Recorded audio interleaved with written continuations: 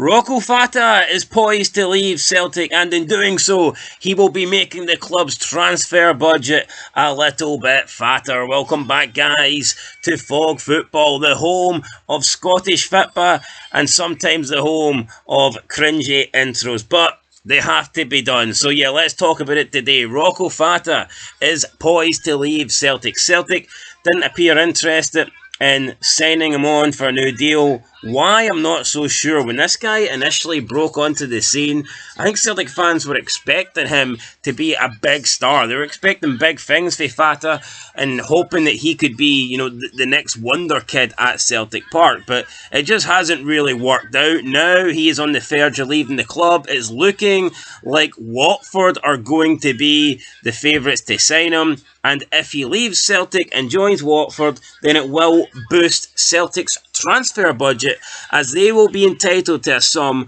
of £237,000 in training compensation. So it's better than nothing. I do believe at one point, though, Celtic probably believed they could get a hell of a lot more for this guy, especially if he started delivering, especially if he became good, maybe 1 or 2 seasons in the first team playing well. Then maybe they could have generated a few million at least for him in transfer funds. But no, they will be guaranteed $237,000 in training compensation, which, I mean, isn't great, but it's better than nothing. And I think when you look at this compensation stuff going around right now, you've got Aberdeen wanting more money for Connor Barron. You have Celtic getting 237. I don't see how these teams can feel like this is somehow a disservice. So you should be lucky, in my opinion, to get anything. I'm not too sure this compensation deal should be in place. If you have a player and his contract runs out, then that's on you. If you never sold him while he was in contract, or you never got him to sign a new contract to extend his stay at the club, then I don't think you're entitled to money.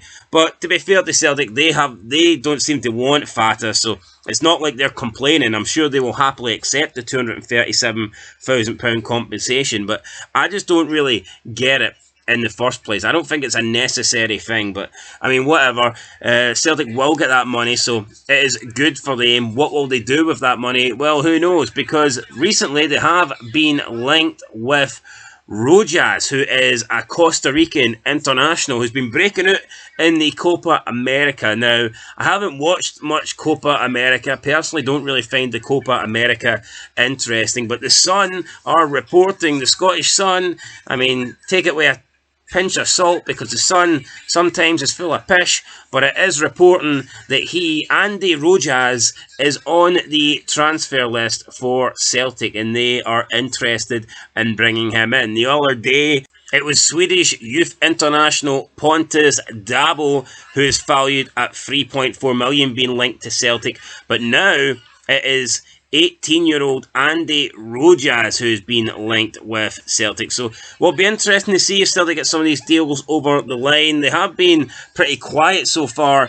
in the transfer window, but there's still a long time to go. And I think now that the Euros is getting to the latter stages, I think this is more likely that when we will see deals being done, because Celtic could be looking at signing players that are at the Euros and that are at the Copa America. It's different, the lower clubs in Scotland, because they ain't going to be signing international players. But if you look at Celtic and the fact that they're probably wanting to sign players at a higher level, it will be easier to get those deals done once the international tournament stops. So Celtic haven't really done much so far in the transfer window this summer, but I do believe that will change, and I think we will begin to see Celtic signings come the end of July. But whether or not Pontus Dabo and Andy Rojas are any of those players, it remains to be seen. And of course, it's not just a matter of Celtic bringing players in. What about Matt O'Reilly? Could he finally be going? There's links about £30 million.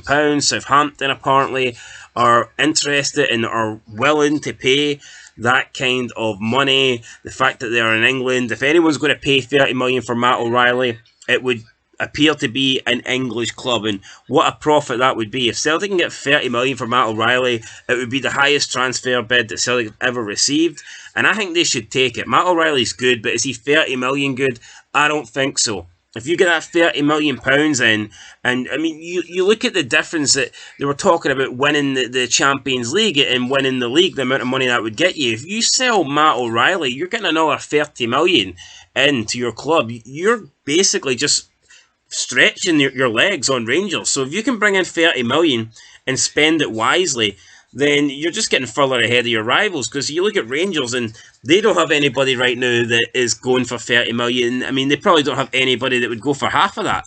I mean, if you look at the players they've got, maybe Butland's the only guy that could get close to 15 million. So if I was Celtic, I would sell Matt O'Reilly. There's plenty of fish out there on the sea. Plus, you sell him, you've still got a pretty good midfield of McGregor and Hatate. So I think it's a no-brainer. If I was Celtic, I would definitely sell Matt O'Reilly. But who knows, if he stays one more season and he performs even better, and if Celtic win more trophies, and if he has a good showing in the Champions League, maybe that price tag could go up. So, yeah, there you go. £30 million for a guy that wasn't good enough to be picked to go to the Euros, I think's a pretty good deal. But that is it, guys. Matt O'Reilly looking like he could be on his way out.